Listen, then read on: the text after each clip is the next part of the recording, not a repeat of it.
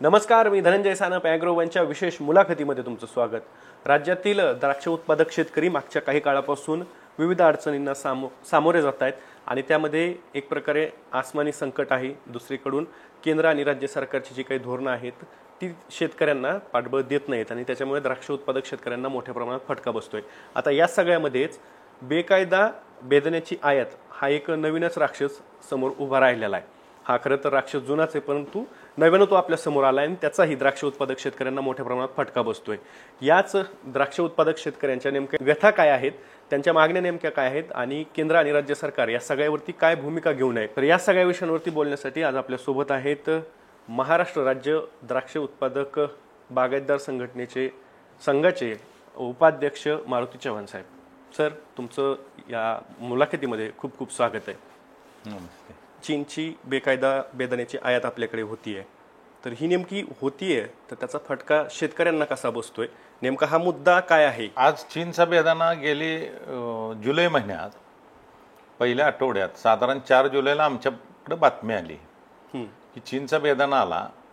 कारण April May महिन्यात बेदाण्याचा season एप्रिलच्या पहिल्या आठवड्यात संपतो सगळा तयार करायचा. आणि बेदाण्याचं मार्केट टोटल बेदाणा उत्पादन कमी झाले. कारण दरवर्षी साधारणपणे गेली 2021-22चा बेदाण्याचा उत्पादनाचा आलेख होता जवळजवळ 2,60,000 टनापर्यंतचा. तो उत्पादनाचा आलेख आत्ता परवा 1,25,000 टनावर आला ह्या वर्षीचा. आणि ही एप्रिलच्या पहिल्या आठवड्यात सीझन संपल्यावर लक्षात आलं. त्यावेळेला काही व्यापाऱ्यांनी बेदाणा आयात करायचा मुंबईच्या आणि काही दिल्लीच्या व्यापाऱ्यांनी कदाचित निर्णय घेतला असावा. आणि तो निर्णय जुलैच्या पहिल्या आठवड्यात बेदाणा भारताच्या बाजारपेठेत आला. जोपर्यंत चीनचा बेदाणा आलेला नव्हता तोपर्यंत आमचं बेदाण्याचं मार्केट चांगलं होतं. म्हणजे ॲव्हरेज बेदाण्याचा रेट 400 रुपये प्लस किलोचा रेट होता. आणि हाय क्वालिटीचा बेदाणा हा 700-800 रुपयेपर्यंत गेला होता. आणि 4 जुलैच्या सौद्यात एकदम तासगाव सांगलीच्या सौद्यातलं मार्केट 60-70 रुपयानं खाली आलं आणि ती मार्केट खाली खाली खाली येत राहिलं. आणि ही गोष्ट आम्हाला तिथल्या काही शेतकऱ्यांनी सांगितली, उत्पादकांनी सांगितली की असं असं घडायला लागले.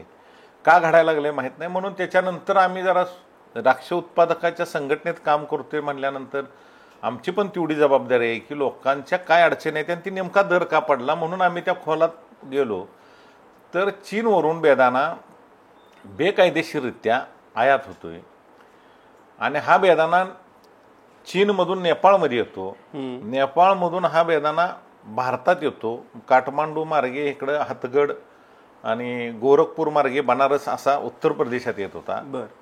आणि तिकडून पुन्हा दुसरा मार्ग होता की सिलिगुडी किशनगंज मार्गे आपल्या भारतात तिकडून त्या साईडने येत होता. मग ही गोष्ट लक्षात आल्यानंतर माहिती काढल्यानंतर त्याचं थोडंसं पुरावा पण मिळायला लागले. ते कसे? ते पुरावे असे मिळायला लागले की त्या बाजारात तिकडला चीनचा बेदाणा तिथं त्याचे बॉक्स सापडायला लागले. त्या बॉक्सचे फोटोग्राफी यायला लागली. आणि हा गयामध्ये पाटणामधनं आम्हाला एक पहिला फोटो आला तिथनं. कारण इथं बरेच आमचे गलई कामगार आहेत ती सांगलीतून, ते द्राक्ष उत्पादक आहेत आणि तिथं बऱ्यापैकी त्यांच्याकडून काय गोष्टी आम्हाला कळायला की बाबा हा बेदाणा येतोय. मग तिथं आम्ही ड्रायफ्रूटला बाबा कुठला बेदाणा आहे काय आहे. परंतु तो बेदाणा पुन्हा असं लक्षात आलं की 2 नंबरनं येतोच, परंतु हा बेदाणा 1 नंबरनं पण आणला जातो कायदेशीर. आता हे 1 नंबर आणि 2 नंबर थोडंसं समजून सांगा आम्हाला. आता ही 1 नंबरचा बेदाणा जो काय व्यापाऱ्याने आम्ही त्याच्या इनवॉइस काढल्या, न्हावा पोर्टमधनं बेदाणा आलाय. साधारणपणे जुलैच्या पहिल्या आठवड्यात तो बेदाणा मी मोर्चात त्याच्या तारखा पण वाचून दाखवलेत. तो बेदाणा आपला आला आणि तो बेदाणा 131 रुपयानं सर्वसाधारणपणे 48 टनाच्या 24 टनाच्या अशा कंटेनर आलेत. म्हणजे 20 टनाचे कंटेनर असतात. तेवढा माल न्हावा पोर्टवर आलाय. आता 131 रुपयानं बेदाणा येऊ शकतो म्हणजे हा अंडर इन्व्हॉइसिंग करून आणला. कारण त्याला 100% पुन्हा आयात कर आहे भारतातला. त्यामुळं बेदाण्याचा भाव 131 रुपये केला. त्याच्यानंतरचा जो बेदाणा पुढं आला तो बेदाणा काय व्यापाऱ्याने 78 रुपये किलोनं आणलाय. त्याची अंडर इन्व्हॉइस 78 रुपये किलो आहे. हा झाला दाखवताना कायदेशीर एक नंबर दिसतोय, पोर्टवरनं यायला लागलाय. पण ऍक्च्युली हा बेदाना एक कंटेनर कायदेशीर आणायचा आणि नेपाळ मार्गे चोरीच्या मार्गाने 10 कंटेनर आणायचं, तो 2 नंबर झाला. म्हणजे उद्या कोणी भारतात हा बेदाना चायनाचा आहे कोणी ऑब्जेक्शन घेतलं तरी आमच्याकडे बाबा हे आलाय असा दाखवण्याचा प्रकार काय व्यापाऱ्यांनी अगदी कुठेही कायदेशीर बाबीत अडचण येऊ नये, आपण कुठे अडचणीत येऊ नये असं दाखवायचा प्रयत्न केला. जो कायदेशीर मार्गाने आला एवढा बेदाण्यानं काय मार्केटवर परिणाम होत नाही, परंतु बेकायदेशीर बेदाना प्रचंड मोठ्या प्रमाणात यायला लागला, त्याचा परिणाम मात्र मार्केटवर व्हायला लागला. त्या देशाचा पण आयात कर बुडायला लागला, देशाचं पण सरकारचं नुकसान व्हायला लागलं, प्लस शेतकऱ्यांचं नुकसान व्हायला लागलं, बेदाणा उत्पादकांचं. ही बाब आम्ही जशी लक्षात येईल तशी पुढे आणून म्हणजे ही 1 नंबर 2 नंबर असा पार्ट झाला. म्हणून आम्हाला अंडर इन्व्हॉइसिंग हा विषय सगळ्यात मोठा आहे.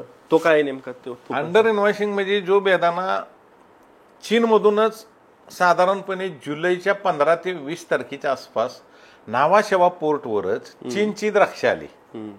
ती चीनची द्राक्ष त्या पोर्टवर आली, त्या द्राक्षाचा 1 किलोचा भाव 103 रुपये होता आणि एका व्यापाऱ्याचा 107 रुपये किलो भाव होता. आता अंडर इन्व्हॉइसिंग म्हणजे 103 रुपये आपण किलो धरू गृहीत, 4 किलो द्राक्षाचा 1 किलो बेदाणा होतो. अच्छा. मी म्हणतो ती मार्केटची द्राक्ष आहेत 5-10 रुपये महाग असतील, आपल्या 80 रुपये किलो तर नक्की तिथं बेदाण्याच्या द्राक्षाचा भाव असेल. 80 रुपये म्हणजे 4 किलो 8-32 रुपये नुसता द्राक्षाचा रेट झाला. 320 रुपये प्लस त्याला प्रोसेस खर्च 50 रुपये. भारत करो चीन करो कोणी करो 50 रुपये खर्च कमी जास्ती असेल तिथल्या महागाईनुसार. 350 राहिला. तिथनं पुन्हा बेदाणा इकडं आणायसाठी काय ते व्यापारी भरणार आहे एक्सपोर्टर किंवा ते कंटेनर, त्याचा साधारणपणे किलोला 42 रुपये खर्च आमच्या माहितीनं बरं का, म्हणजे कमी जास्त असू शकतो. म्हणजे हो 400 रुपयेपर्यंत गेला. बरोबर. पुन्हा इथं बेदाण्याला 100% ड्युटी आली. बरोबर. म्हणजे 400 गुणिले 100 म्हणजे 800 रुपये झाला. म्हणजे हा बेदाणा त्यांचीच द्राक्ष त्या महिन्यात आलेत, तो रेट 4 किलो द्राक्षाचा 1 किलो बेदाणा, आणि मग तुम्ही ही अंडर इन्व्हॉइसिंग 131 रुपये किलो 78 रुपये किलो ही कसं शक्य आहे? म्हणजे हे अंडर बिलिंग करून आणायला लागलेत टॅक्स चुकवायला. ही बाब आमच्या पूर्णतः लक्षात आली. आणि ह्याच्या अगोदर द्राक्ष संघाच्या माध्यमातून अजितदादा असतील किंवा तुमचे केंद्रीय मंत्री असतील, कृषी मंत्री, आपल्या राज्याचे कृषी मंत्री असतील, ह्यांना हा विषय सांगितला होता, त्यांना निवेदनं समक्ष भेटून दिली होती आमच्या संघाच्या माध्यमातून. आणि दुसरा भाग एक आहे की विधानसभेत सुद्धा बऱ्याच 2-3 आमदारांनी सुद्धा हे तारांकित प्रश्न केला होता. बरोबर. तुम्ही आता अजित पवारांचा उल्लेख केलात, केंद्रीय कृषी मंत्र्यांचा केलात, तर राज्याचे उपमुख्यमंत्री आहेत अजित पवार, आणि त्या अर्थानं त्यांच्याकडे तुम्ही निवेदनं देत आहेत आणि ते या प्रश्नावरती काहीतरी भूमिका घेतील आणि प्रश्नाचं सोल्युशन त्यातनं देतील अशी अपेक्षा तुम्हाला आहे. तुमची ज्यावेळेस भेट झाली त्यावेळेस तुम्ही काय नेमके मुद्दे मांडले? अजित पवारांनी त्यावरती काय तुम्हाला काही आश्वासन वगैरे दिले का ह्या प्रश्नाचा तोडगा काढण्यासाठी?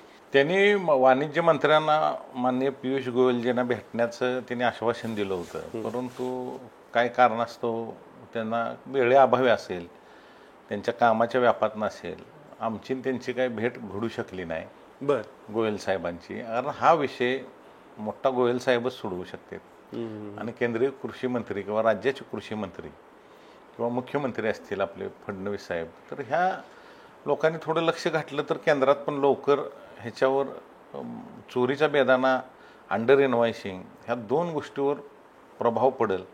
आणि चीनचं अतिक्रमण आहे चुकीच्या मार्गाने, आम्हाला काय आमचं दुमत नाही. शेवटी आयात निर्यात धोरण जगभरातलं ठरलं जातं. आमचे पण काय द्राक्ष असतील, अन्य शेतकऱ्यांचा माल असेल, तो बी दुसऱ्या देशात जातो. बरोबर. आमचं मत एकच आहे की तुम्ही 1 नंबरनं बेदाणा आणा.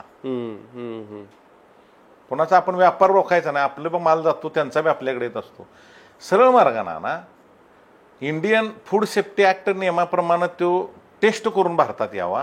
कारण आमची द्राक्ष बाहेर जात असताना, तुम्ही आमचा बेदाणा बाहेर जात असताना 100% ते देश आम्हाला नॉर्म प्रमाणे, त्यांच्या फूड सेफ्टी ऍक्ट नॉर्म प्रमाणे रेसिड्यू टेस्ट करून घेतात आणि ती रेसिड्यू टेस्टिंग केलेला माल आम्हाला काटेकोर नियमबद्ध आम्ही उत्पादन घेऊन ती पाठवत असतो. बरोबर.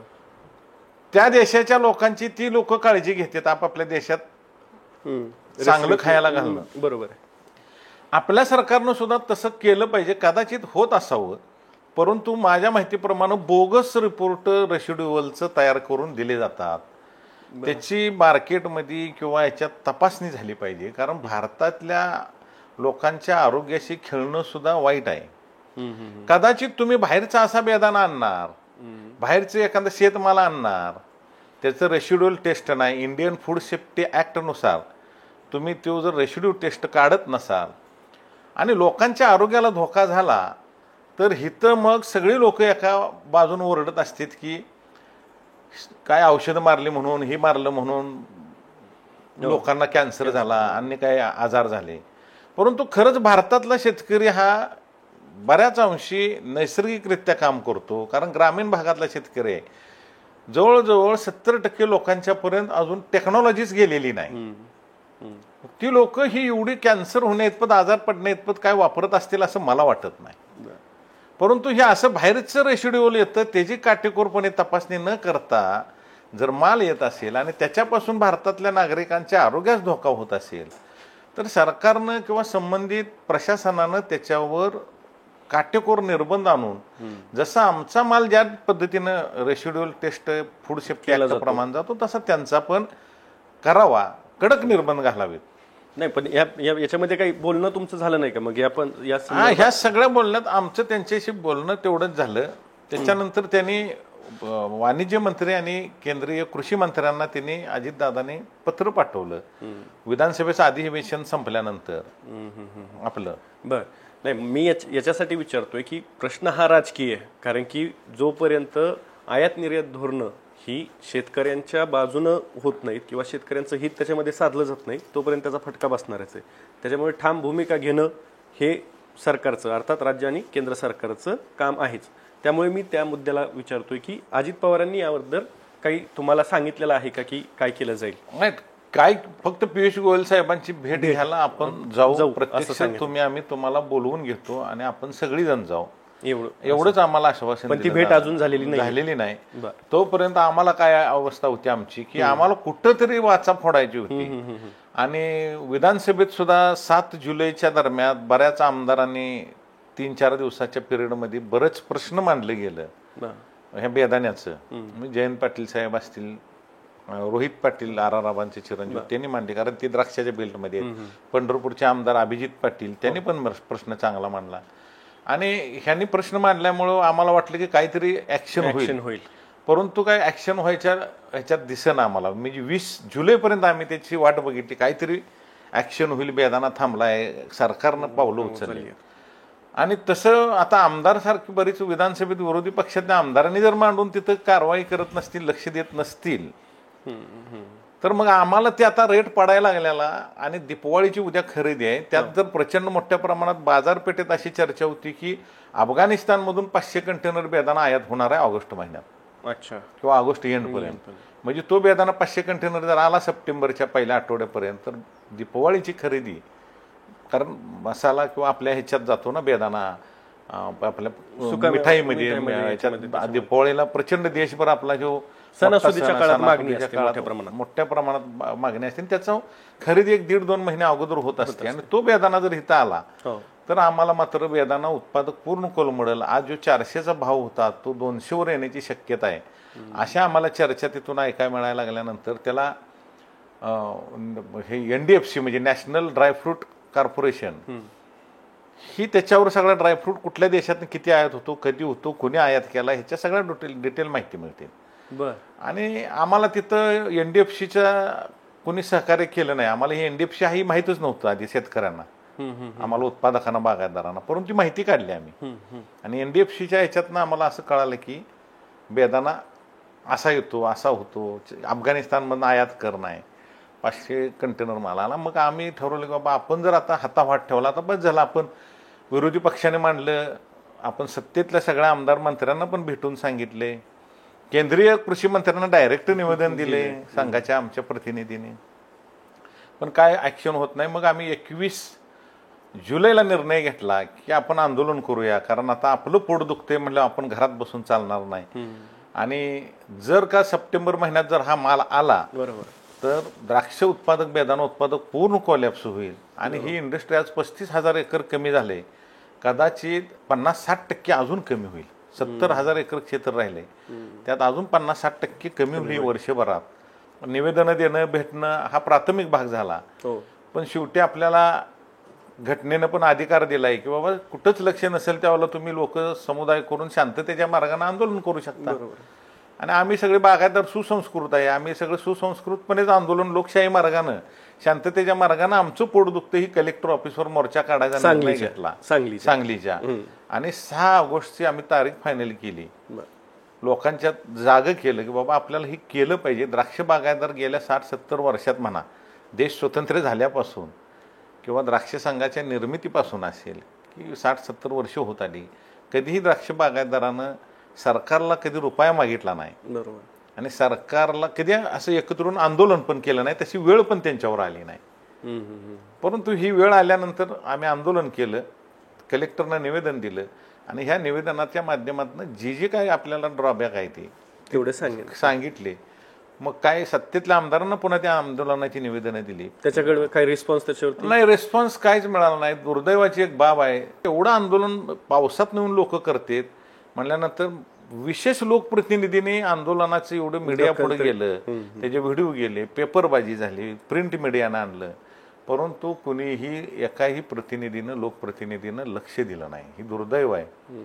ही लोक तुम्हाला वेळ आल्यानंतर सगळीजण मतं मागा येतात आमच्याकडं, परंतु आमचं पोट दुखतंय म्हणून आंदोलन केलंय आणि तुम्ही आमच्यापर्यंत चौकशी सुद्धा केली नाही की बाबा हे आंदोलन एवढा मोठा जनसमुदाय बाहेर पडलाय आणि ह्या आंदोलनाची तीव्रता एवढी मोठी आहे आणि आपण ह्यांना विचारलं सुद्धा नाही. आम्हाला कोणीच विचारलं नाही की बाबा. येऊन पालकमंत्र्यांना आमच्या सांगली जिल्ह्याच्या चंद्रकांत दादा पाटील यांना मी कुंडलमध्ये आढावा बैठक होती 2 तालुक्याची, कडेगाव पलूसच्या, तिथं मी जाऊन भेटलो.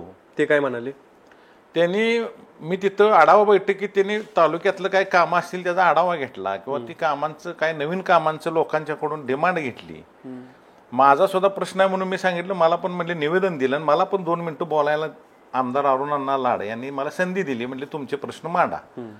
त्यात मी ते प्रश्न मांडले, परंतु जिल्ह्याचे पालकमंत्री असून एवढी दुर्दैवाची बाब आहे की त्याच्यावर ब्रश शब्द सुद्धा बोलले गेले नाहीत. म्हणजे आमच्यासाठी का दुर्दैव म्हणतोय की एवढं मोठं आंदोलन झालंय, तुम्ही ह्या जिल्ह्याचे पालकमंत्री आहे, बरोबर आहे, आणि तुम्ही आमच्या ह्या पोटदुखीकडं एवढं तुम्हाला मी माईकवर तुमच्या समोर मांडलंय, तुम्हाला लेखी निवेदन दिलंय आणि तुम्ही जर आमच्याकडे दुर्लक्ष 1% सुद्धा लक्ष दिलं नाही त्या प्रश्नावरती, बाबा संबंधितांना मी चर्चा करतो सुद्धा त्यांच्या भाषणात उल्लेख केला नाही, त्यावेळेला आमच्यात पुन्हा नाराजी आली की बाबा म्हणलं ही बरोबर नाही असं. म्हणजे कदाचित शेतकऱ्यांना ही लोक काय समजतात हा प्रश्न आहे प्रश्न, कारण पालकमंत्र्यांनी लक्ष द्यायला पाहिजे होतं. सुकामेवा आपण अफगाणिस्तानमधनं आयात करतो, पण ती आयात त्यावरती शुल्क नाहीये, विशेषतः बेदाण्यावरती, तर त्याचा फटका आपल्याकडं बसतो का? आणि याच्यासाठी केंद्र सरकारच्या पातळीवरती काय पावलं उचलली पाहिजेत? कारण की आपल्याकडे मोठ्या प्रमाणात द्राक्ष उत्पादक आहेत, बेदाण्याचा व्यवसायही मोठ्या प्रमाणात केला जातो. नाही, आमची मागणी अशी आहे की बेदाणा आयात कर आहे, फक्त अफगाणिस्तानमधून येणाऱ्या बेदाण्याला आयात करणे, बरोबर आहे, बाकी सगळ्या देशात नव्हतं त्याला आयात करा. आमची आयात करासाठी मागणी एकच आहे की तुम्ही अफगाणिस्तानच्या बेदाण्याला आयात कर लावा. बर, अफगाणिस्तानमधनं किती आयात होती आपल्याकडे साधारणतः? साधारणपणे तशी सरकारी आकडेवारी आपल्याकडे डिटेल नाही, परंतु एक IQ आकडेवारी आहे की 75,000 टन बेदाणा हा अफगाणिस्तानमधून भारतात येतो. अफगाणिस्तानमधून बाय रोड येतो, म्हणजे पाकिस्तान मार्गे 18 बॉर्डरमधून येतो. अफगाणिस्तानचा बेदाणाचं 2023ची आम्ही आकडेवारी काढली, त्या आकडेवारीत एक गोष्ट लक्षात आली की अफगाणिस्तानचं बेदाण्याचं 2023ला उत्पादन आहे 43,000 टनाचं. बर, आणि भारतात तर येतोय 75,000 टन. मग हा बेदाणा येतो कुठून येतो? आणि स्मगलिंगच्या मार्गे काय असं, म्हणजे वरच्या पाकिस्तानचा काय म्हणतात बुंदेलखंडच का काय वरचा भाग आहे असा, काश्मीरला लागून असलेला, त्या भागातनं पाकव्याप्त काश्मीरमधून सुद्धा काय बेदाणा येतो चोरीच्या मार्गानं, तो एक 20-25,000 टन येतो. पण मग याच्यावरती सरकारचं काहीच नियंत्रण नाही, काहीच नियंत्रण नाही, ह्याच्यावर काहीच नियंत्रण नाही. आणि हा बेदाना अफगाणिस्तानचा आयात कर नाही, त्यामुळे चोरून आला काय कसा आला सरळ आला काय, काहीच संबंध नाही त्याला. पण आता हा जर बेदाना येत असेल आपल्याकडे, अर्थात ज्यावेळेस सगळ्याच गोष्टी चुकून एखादी गोष्ट येत असते बेकायदेशीरपणे, त्याच्यामध्ये स्टँडर्ड नावाचा काही प्रकार नसतो, त्याची गुणवत्ता, त्याची तपासणी काहीच होत नाही. मग याचा त्या अर्थानं ग्राहकांना सुद्धा फटका आहे, म्हणजे ग्राहकांच्या जीवाशी सुद्धा खेळल्यासारखं आहे. जीवाशी खेळतेच. म्हणून तर आम्ही ही गोष्ट बाब लक्षात आल्यानंतर आम्ही काय केले की ह्याची आकडेवारी काढली अफगाणिस्तानची. अफगाणिस्तानमध्ये उत्पादनच एवढं नाही, बरं नुसतं अफगाणिस्तान सगळा बेदाना उत्पादन करून भारतालाच देतो का करून? त्याच्यातनं काय दुबईला जातो, नेदरलँडला जातो, युरोपला जातो. भारताच्या वाटणीला फक्त त्या देशात स्वतः देश कन्झम्पशन करतो. आणि 15,000 ते 20,000 टन बेदाना भारतात येतो अफगाणिस्तान, लिगली अफगाणिस्तानचा. राहिलेला बेदाना 50,000 ते 55,000 टन कुठला येतो अफगाणिस्तानच्या नावाखाली. चायनाचा बेदाना पाकिस्तानमध्ये येतो आणि तिथल्या व्यापाऱ्यांची, पाकिस्तानच्या आणि अफगाणिस्तानच्या काहीतरी व्यावहारिक साठवलोट आहे, मिलीभगत आहे. आणि तिथनं तो बेदाना तिथं अफगाणिस्तानच्या बॉक्समध्ये भरला जातो, त्यांची इनवॉइस केली जाते. कर नसल्यामुळे इनवॉइस काय कोणी देणार. आणि तो पाकिस्तानमधनं चीनचा बेदाना अफगाणिस्तानचा म्हणून आपल्याकडे येतो. दुसरं इराणचा बेदाना पण अफगाणिस्तानमध्ये येतो, तिथनं तो बेदाना भारतात येतो अफगाणिस्तानचा म्हणून. असा बेदाना हे 50-55,000 टन ह्या इतर देशांचा अफगाणिस्तानला आयात कर नसल्यामुळे त्या मार्गे येतो. आणि त्याचा फटका सगळ्यात मोठा ह्या द्राक्ष शेतीला बसायला लागला. ही कधी लक्षात आलं? ही गेली अनेक वर्ष चालू आहे. ज्या वेळेला भारत पाकिस्तान पहलगाम मॅटरमुळे युद्ध झालं आणि पाकिस्तानच्या बॉर्डर सगळ्या बंद झाल्या, बरोबर, अटारा बॉर्डर असेल किंवा आपली वाघा बॉर्डर असेल, बाय रोड, त्या सगळ्या बंद झाल्या. आणि बेदाना ते बंद झाल्यामुळं थांबला गेला आणि इकडं भारतातल्या बेदाण्याचा भाव वाढायला लागले. म्हणजे ह्याच्यात आपल्या बेदाण्याचा भाव न वाढण्याची 10 वर्षाची कारणं काय ती तर ही त्या युद्धामुळे आमच्या लक्षात आलं. आणि मग आम्ही म्हणले बाबा आपण आता ह्याला काहीतरी आंदोलनाच्या मार्गाने जाऊ, लोकांना सरकारच्या निदर्शनास आणून देऊ, प्रशासनाच्या निदर्शनास आणून देऊ. मागच्या काही काळापासून या पद्धतीचं एक बेकायदा बेदाण्याची आयात होती आणि त्याचा द्राक्ष उत्पादक शेतकऱ्यांना फटका बसतो. पण मूळ मुद्दा हा सुद्धा आहे की मग हा फटका नेमका कसा बसतो? कारण की पैशाच्या भाषेत किंवा टक्केवारीच्या भाषेत जर सांगितलं ना तर थोडंसं अजून ते सोप्या पद्धतीने आमच्या लक्षात येईल. आता आणखी एक मुद्दा आपण सलग आहे म्हणून एक घेतो आणि मग त्याला आपण तुमच्या मुद्द्याला बोलू की हा बेदाना अफगाणिस्तानचा आयात कर लागला पाहिजे, त्यामुळं आपल्या उत्पादकाला दर वाढत नाही. सरकार माध्यमातून काय होत नाही लक्षात आल्यानंतर आम्ही कस्टमला आणि जीएसटी ऑफिसला आमचं निवेदन देऊन पत्र दिलंय की आम्ही बेदाना आयात, लोक जी अफगाणिस्तानचा बेदाना आयात करतात तो बेदाना किंवा दुसऱ्या देशातनं जो बेदाना येत असेल त्या बेदाण्याला रेसिड्यू टेस्ट झाला पाहिजे, बरोबर, इंडियन फूड सेफ्टी ॲक्ट प्रमाणे. आणि हा रेसिड्यू टेस्ट झाल्याशिवाय पोर्टवरून भारतात विक्रीला येता कामा नये, बरोबर. हा एक भाग. कस्टम अधिकाऱ्याने आमच्या कमिशनरने तिथनं बऱ्याच पोर्टला पण त्यांनी दिलं आणि आम्ही व्यापाऱ्यांची पण मिटिंग घेतली की ज्याचा संबंध असेल नसेल किंवा त्याचा कोणतरी रिलेटिव्ह असू शकतो. सांगलीत संघात मिटिंग घेतली आणि त्यांना पण सांगितलं की रेसिड्यू टेस्टमध्ये आम्ही हा बेदाना थांबवणार आहे. तुम्ही जर बेदाना आयात केला कोणी तर तो कदाचित रेसिड्यूच्या कारणास्तव बंदरावर अडकून पडेल किंवा मागं द्यावा लागेल. व्यापारी कुठला नुकसानीत येऊ नये म्हणून आम्ही तुम्हाला पूर्व सूचना देतोय की आयात करू नका. कारण फूड सेफ्टी ॲक्टमध्ये अफगाणिस्तान हा पूर्णपणे शेती क्षेत्रात, द्राक्षाच्या तर क्षेत्रात शेतकरी तिथला पूर्ण मागासलेला आहे. जगभरात जी औषधं बॅन आहेत, शेतीसाठी ज्या निविष्ठा बॅन आहे त्या तिथं आज पण यूज केले जाते. त्यामुळं त्या तिथल्या शेतमालात 100% रेसिड्यू आहे. अच्छा, आजपर्यंत तुम्ही आणत होता ही तुमची मिलीभगत होती म्हणून येत होता, परंतु आता जर चुकून आत आला तर मला घटनेने एक अधिकार दिलाय लोकशाहीत की त्याची तपासणी करून पुन्हा तुम्हाला जाब विचारायचा, तुमच्यावर गुन्हा दाखल करायचा, तेवढा मला घटनेनं अधिकार दिलाय आम्हाला शेतकऱ्यांना. ही घडल.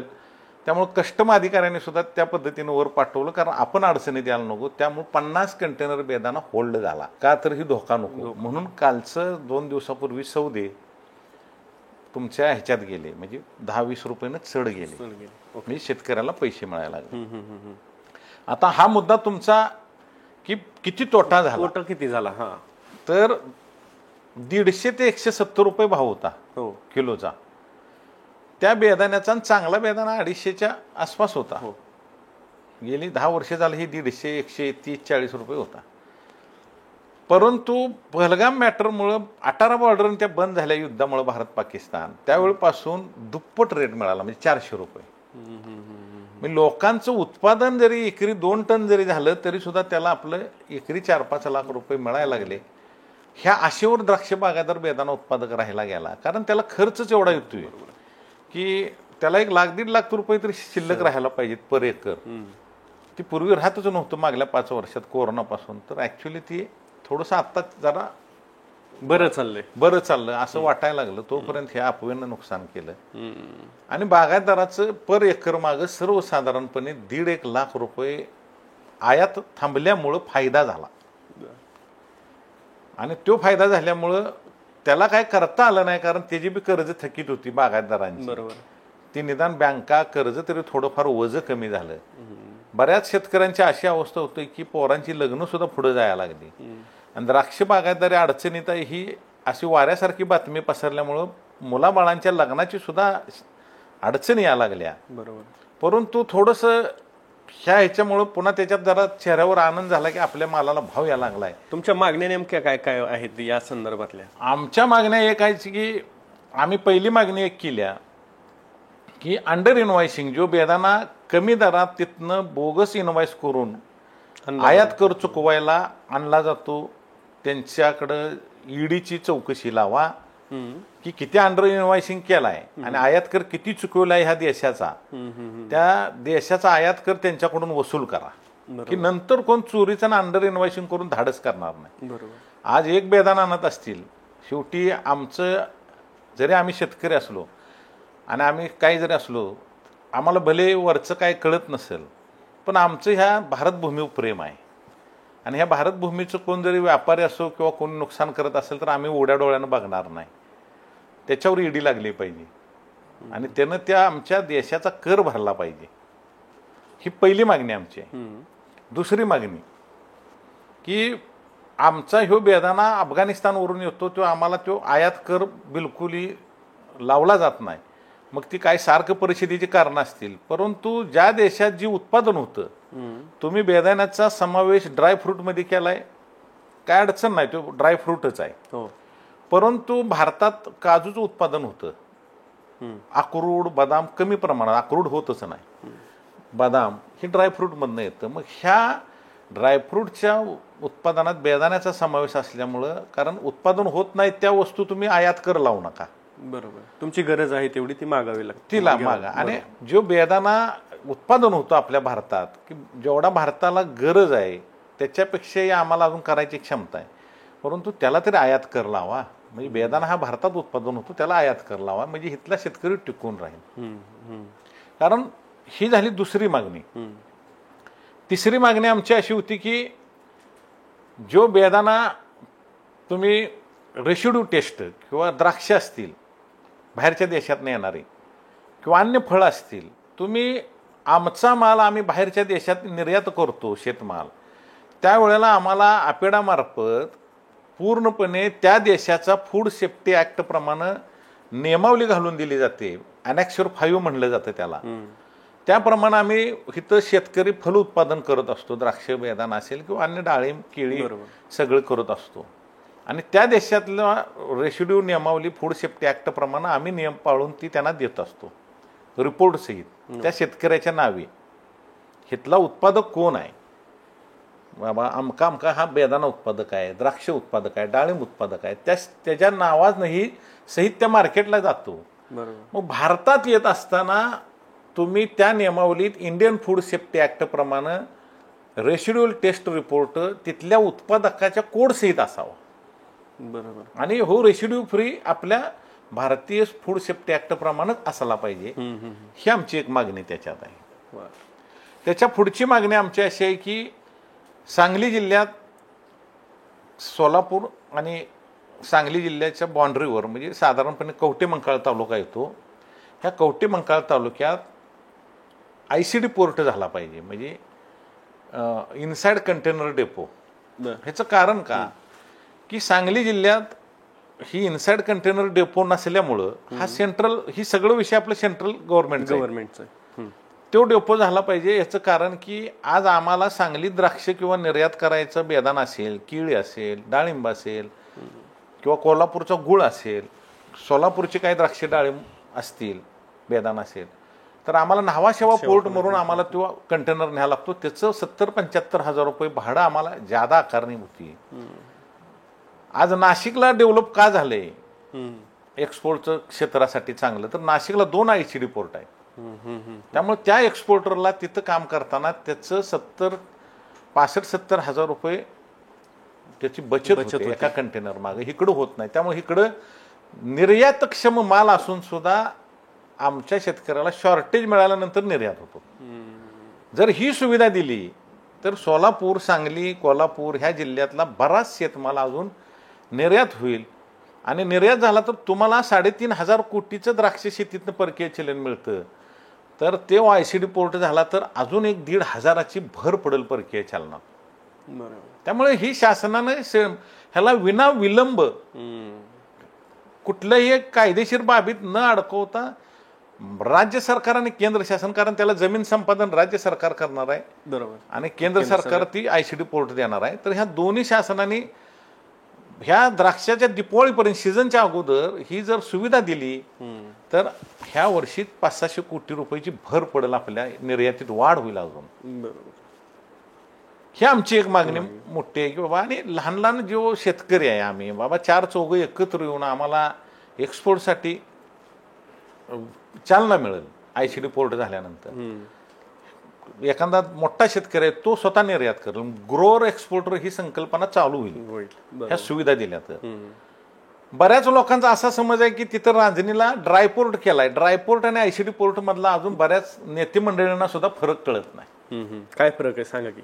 आता ड्रायपोर्ट मध्ये करायला 1000-1500 एकर क्षेत्र लागतं, आणि ही टोटल ड्रायपोर्ट मध्ये म्हणजे विमान वाहतुकीचा असेल किंवा अन्य देशात माल लवकर नेण्यासाठी असेल, ही गेली 5 वर्ष झालं, 10 वर्ष झालं आम्ही ऐकायला लागलो की ती ड्रायपोर्ट करायचा आहे, मंजूर झाला आहे.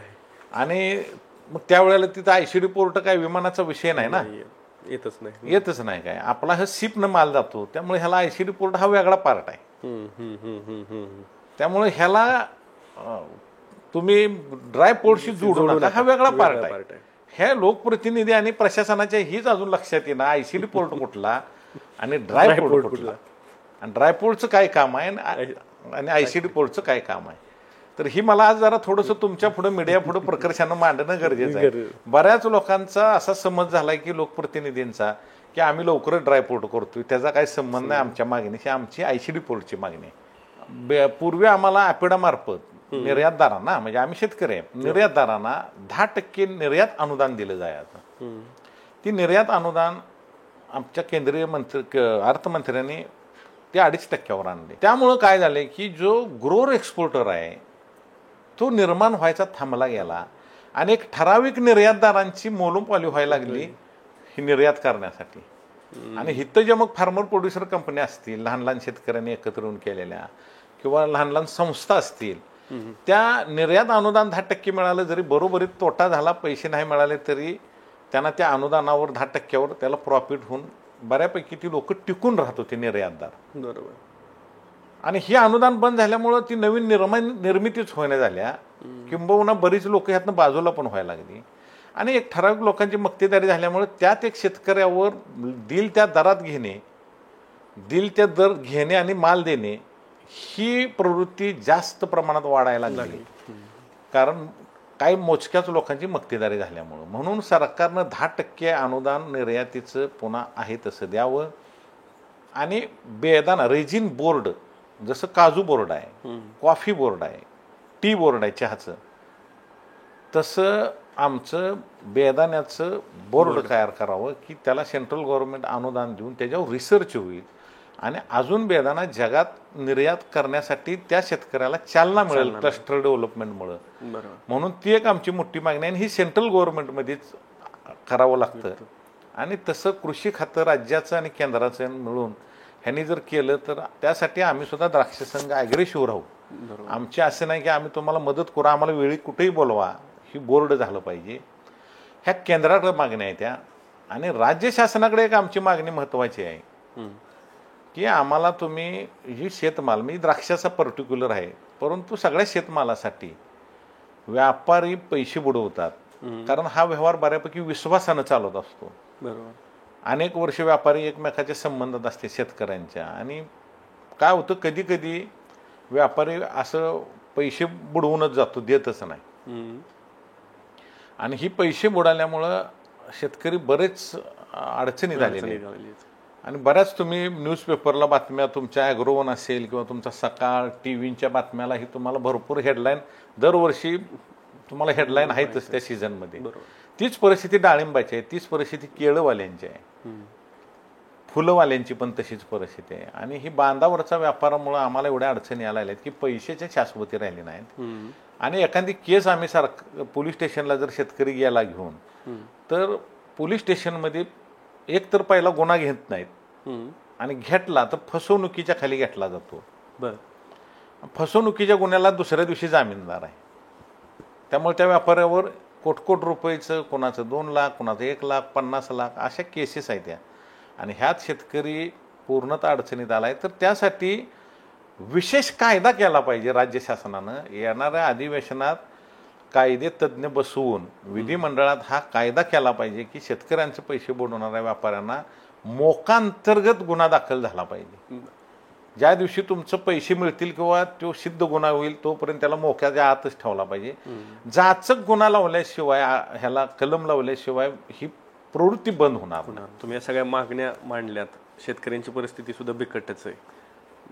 द्राक्ष उत्पादक असो नाही तर ऊस उत्पादक असो, आपल्याकडे थोडंसं फळबाग किंवा ऊस उत्पादक म्हटलं की शेतकरी की थोडंसं श्रीमंत आहे, सधन आहे, अशी एक प्रतिमा आहे लोकांच्या समोर, डोळ्यांसमोर. पण ते तसं नाही आहे, वास्तव वेगळं आहे. या सगळ्या पार्श्वभूमीवरती तंत्रज्ञान हा शेतीसाठी एक महत्त्वाचा भाग आहे, जसं तो द्राक्ष उत्पादक शेतकऱ्यांसाठी सुद्धा आहे. तर द्राक्ष उत्पादनाच्या उत्पादकता वाढवण्यासाठी काय तंत्रज्ञानाचा अवलंब आता केला जातोय किंवा त्या संदर्भात आता काय सिच्युएशन आहे? आता द्राक्ष उत्पादन वाढवण्यासाठी उत्पादकांना आम्ही द्राक्ष संघामार्फत आपल्या नॅशनल रिसर्च सेंटर ग्रेप पुण्याचं NRCG ह्याच्या माध्यमातून आम्ही नवीन व्हरायट्या, बदलत्या वातावरणात नवीन रुस्टॉक आणि नवीन व्हरायट्या की जेणेकरून त्या रोग किडीला बळी पडणार नाहीत अशा रिसर्चेड व्हरायटी काय देशात आहेत, आपल्या NRCकडे पण आहेत, पुसा संस्था जी सेंट्रल गव्हर्नमेंटची आहेत त्यांच्याकडे आहेत, ICRकडे, त्यांच्याकडून काय व्हरायटी, त्याच्या ट्रायल आता बऱ्याच शेतकरी घ्यायला लागला आहे. द्राक्ष संघ पण त्या संदर्भात आम्ही त्या माध्यमातून आता पुण्याच्या परिषदेच्या माध्यमातून सांगतो. विभाग वाईज पुन्हा आम्ही चर्चासत्र घेऊन लोकांना माध्यमातून माहिती देतो द्राक्ष संघ की बाबा आपल्याला हा बदल केला पाहिजे. कारण प्रस्थापित व्हरायट्या ह्या जाती आपल्याला ह्या बदलत्या वातावरणात खर्च वाढवायला लागले, त्याने शाश्वतता कमी झाल्या. बरोबर. ती टिकवण्यासाठी आपल्याला आता कुठेतरी वेगवेगळ्या व्हरायटीच्या ट्रायल घ्यायच्या चालू आहेत किंवा बाहेरच्या देशातनं पण आम्ही व्हरायटी आणायला लागलोय. त्यासाठी द्राक्ष संघ हा एक शेतकऱ्यांची संस्था आहे. उपलब्ध निधी बघितला तर त्याच्याकडे तेवढा नसतो, कारण करोडो रुपये पेटेंटेड व्हरायटींचा खर्च आहे. ह्यासाठी सुद्धा सरकारनं लक्ष घातलं पाहिजे. कारण उद्याच्या काळात भारताची 2030 सालापर्यंत बेदाण्याची गरज आहे 5 लाख टनाची. कारण जगभरात निर्यातीला बी सोर्स चांगला भारताला आहे आणि परकीय चलन द्यायची क्षमता ह्या इंडस्ट्रीत आहे, ह्या बेदाणा द्राक्ष उत्पादकांच्या. आणि ही 5 लाख टन 30 सालापर्यंत जर आता 3 लाख टनावर तुम्ही 1.25 लाख टनावर आलाय, अजून खाली खाली यायला लागलाय. ह्यासाठी सेंट्रल गव्हर्नमेंट किंवा राज्य शासनानं पैसे लावावेत, व्हरायटीसाठी पैसे द्यावेत. आम्हाला देऊ नका, तुमचं तुम्ही त्या कंपन्यांशी आणा, आम्हाला त्या व्हरायटी द्या. बरोबर आहे. आम्हाला तुमचं फंडिंग आम्हाला गरजेचं नाही. आम्हाला त्या व्हरायटी तुम्ही त्यांचं पेटेंटेड व्हरायटीचं रॉयल्टी द्या, सरकारनं द्यावे आणि आम्हाला द्यावेत त्या व्हरायट्या. आमच्या द्राक्ष संघाचे संशोधन केंद्र आहे, काय प्रायव्हेट संस्था शेतकऱ्यांचं काम करते त्यांना द्यावेत. आणि त्यातनं सिलेक्टिव्ह व्हरायटी आपण जर लोकांना दिल्या तर द्राक्षाचं उत्पादन पुन्हा 5 लाख टनापर्यंत बेदाण्याचं नेऊ शकतो. कारण द्राक्षाची एवढी मोठी गरज आहे. चीन सारखा देश एवढ्या मोठ्या प्रमाणात उत्पादन करतो. चीन आपली लोकसंख्या बरोबरीत आहे. चीनचं द्राक्षाचं उत्पादन सर्वसाधारणपणे 8.5 लाख एकरवर आहे. बर. आणि भारताचं तेवढीच लोकसंख्या आणि उत्पादन मात्र 4 लाख एकरवर आहे. म्हणजे 50% चीनपेक्षा आपण पाठीमाग आहे. शेतकऱ्यांची करायची तयारी आहे, मानसिकता आहे, पण भांडवल नाही. अडचणीत आल्यामुळे पैसा नाही. व्हरायटीचं संशोधन करायला पैसे प्रचंड लागतात. द्राक्ष संघ हा शेतकऱ्यांचा आहे, त्याकडे त्यांच्याकडे एवढा निधी नाही. ही सरकारनं केलं पाहिजे. म्हणजे चायनाच्या बरोबर चायनाच्या धर्तीवर तिथलं सरकार मदत करतं, त्या धर्तीवर इथं मदत करा. बरोबर. आणि ह्या इंडस्ट्रीला बळ द्या. जगभरात आज ब्रेडमध्ये साखर घातली जाते. आज घडीला आपण ब्रेड आपला खातो, तसं युरोपियन कंट्रीमध्ये आपण भाकरी चपाती खातो, तसा तिथं ब्रेड खाल्ला जातो. आणि तो ब्रेड खाल्ल्यामुळे त्याच्यात साखर वापरली जाते. परंतु युरोपियन देश श्रीमंत असल्यामुळे त्यांच्यात एक कन्सेप्ट आलाय की आम्हाला आर्टिफिशियल शुगर नको, आम्हाला नॅचरल शुगर पाहिजे. बर. म्हणून त्यातलं काय फूड कंपन्या भारतीय बेदाण्याकडे आकृष्ट आहेत की भारतात डिग्रेडेज आणि सूर्यप्रकाश जास्त आहे, त्यामुळे इथे शुगर लेवल बेदाण्यात चांगले. नैसर्गिक साखर असणारा एकमेव स्तोत्र कुठला आहे तर बेदाणा. बर. त्यामुळं युरोपियन कंट्रीत भविष्यात आपल्याला प्रचंड मोठा स्कोप आहे निर्यातीला. मिडल ईस्टमध्ये आहे, किंबहुना आपल्या पुणे, मुंबई, बेंगलोर, हैदराबाद IT सेक्टरमध्ये, दिल्लीमध्ये काम करणारे मोठी श्रीमंत लोक आहेत. त्यात काम करणारे पण श्रीमंत एम्प्लॉईज आहेत, ती त्यांची सुद्धा बेदाणा नॅचरल शुगर आम्हाला खायचं आहे म्हणून त्यात बेदाण्याचा यूज केलेला पदार्थ खाणार आहे. बेदाण्याची डिमांड भविष्यात फार मोठी वाढणार आहे. जर तुम्ही आज आम्हाला मदत नाही केली, उत्पादन खाली आलं तर ही जागा भारताचा शेतकरी मरून जाईल, पण ती जागा बाजारातली कोणतरी चीन, अफगाणिस्तान घेणार. बरोबर. आणि ही कॅपॅसिटी आता निर्माण करायची असेल तर रोजगार हमी अंतर्गत फलोत्पादन मंत्रालयाच्या अंतर्गत राज्यानं आणि केंद्रात नॅशनल हॉर्टिकल्चर बोर्डाच्या मार्फत 5 एकराच्या वर अनुदान दिलं जातं. परंतु ह्या 5-6 वर्षात काही कोणाला दिलेला ऐक्यूच नाही, कारण ती झंझट करायला शेतकऱ्याकडे एवढा वेळ नाही. तर ती कुठंतरी अल्पभूधारक म्हणून 1 एकराच्या शेतकऱ्याला पण ती सगळी मदत करावी. कारण ही जर नाही झाली तर ह्या इंडस्ट्रीला आता स्वतः शेतकरी पैसे घालून उभा करायची आता मानसिकता नाही. आज अखेर सरकारनं आम्हाला कुठलं अनुदान दिलेलं नाही. तुम्ही सगळ्या प्रकारच्या गोष्टी सांगितल्यात. खरं तर आम्हाला बेदाण्याची आयात ही चीनच्या माध्यमातून होतीये हे बहुतांश शेतकऱ्यांना माहीत नसेल, आणि ती बेकायदा आयात आहे. त्याचा मोठा फटका द्राक्ष उत्पादक शेतकऱ्यांना बसतोय. खरं तर कुठलाही शेतकरी असला तरी त्याला सरकारची धोरणं जोपर्यंत पाठबळ देत नाहीत किंवा ठामपणे त्याच्या पाठीशी उभी राहत नाहीत, तोपर्यंत शेतकरी तगणं ही याचा विचारच केला जाऊ शकत नाही. तर या सगळ्या समस्या आहेतच. तुम्ही त्याच्याबद्दल आम्हाला सगळं काही सविस्तर सांगितलं. तुमच्या मागण्याही मांडल्यात. राज्य सरकार आणि केंद्र सरकारच्याबद्दल काय दखल घेतली हे पण आपल्याला पुढच्या काळात पाहायचंच आहे. तुम्ही वेळ दिलात त्याबद्दल खूप खूप धन्यवाद. आभारी आहे. असाच तुम्ही आमच्या शेतकऱ्यांच्या बद्दलचा आवाज लोकांच्यापर्यंत, सरकारपर्यंत पोचवावा अशी मी शेतकऱ्यांच्या वतीनं तुम्हाला विनंती. नक्कीच.